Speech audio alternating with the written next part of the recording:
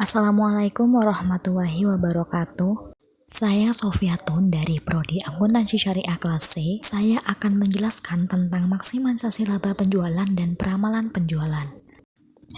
Maksimalisasi laba penjualan adalah menemukan cara paling efisien untuk meningkatkan laba dan meningkatkan kesehatan keuangan perusahaan secara keseluruhan. Maksimalisasi laba penjualan melibatkan peningkatan pendapatan dan penurunan biaya untuk mencapai tingkat keuntungan setinggi mungkin. Untuk melakukan hal ini, perusahaan harus menentukan titik di mana pendapatan marginal sama dengan biaya marginal.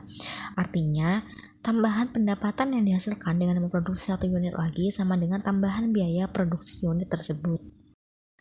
Pendapatan margin adalah pendapatan tambahan yang dihasilkan dengan menjual satu unit produk lagi. Biaya marginal adalah biaya tambahan yang dikeluarkan karena memproduksi satu unit produk lagi.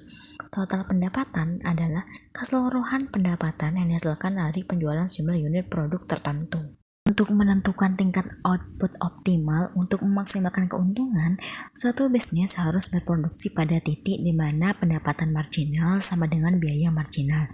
Pada titik ini, bisnis memproduksi unit terakhir yang menghasilkan lebih banyak pendapatan daripada biaya produksinya, sehingga menghasilkan keuntungan maksimal.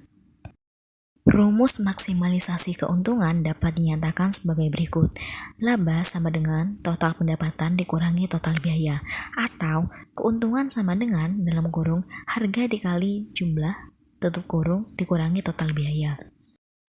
Maksimalisasi keuntungan memiliki beberapa manfaat bagi bisnis, antara lain yang pertama, peningkatan kinerja keuangan, 2. Peningkatan nilai pemegang saham, 3. Keunggulan kompetitif, 4. Daya tawar yang lebih baik, 5. Peningkatan inovasi, 6. Penciptaan lapangan kerja, dan 7. Peluang pertumbuhan. Selanjutnya, peramalan penjualan atau sales forecasting. Peramalan penjualan atau sales forecasting adalah pusat dari seluruh perencanaan perusahaan yang akan menentukan potensi penjualan dan luas pasar yang dikuasai mendatang. Fungsi utama perencanaan penjualan dalam suatu perusahaan adalah sebagai berikut. Yang pertama, maksimalisasi persediaan.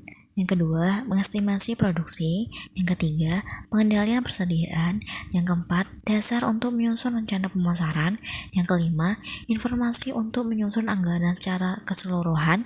Dan yang keenam, mengestimasi perubahan-perubahan permintaan.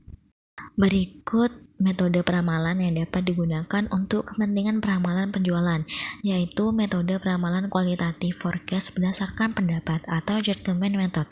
Digunakan untuk menyusun forecast penjualan maupun forecast kondisi bisnis pada umumnya. Pendapat-pendapat yang dipakai sebagai dasar melakukan forecast adalah: yang pertama, pendapat salesman. Salesman diminta untuk mengukur apakah ada kemajuan atau kemunduran segala hal yang berhubungan dengan tingkat penjualan pada daerahnya masing-masing. 2. Pendapat sales manager. Pada umumnya, estimasi kepala bagian penjualan dapat lebih objektif karena mempertimbangkan banyak faktor. Ini juga disebabkan pendidikannya yang relatif lebih tinggi dan pengalamannya yang lebih luas di bidang penjualan. 3. Pendapat para ahli.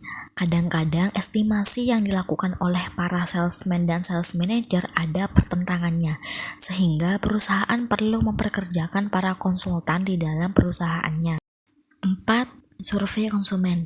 Dan jika pendapat dari ketiga bagian di atas itu sangat kurang, maka perusahaan perlu meminta pendapat dari konsumen dengan cara melakukan survei atau penelitian kepada konsumen. Demikian yang saya sampaikan, mohon maaf apabila ada kesalahan. Saya Sofiatun pamit undur diri. Wassalamualaikum warahmatullahi wabarakatuh.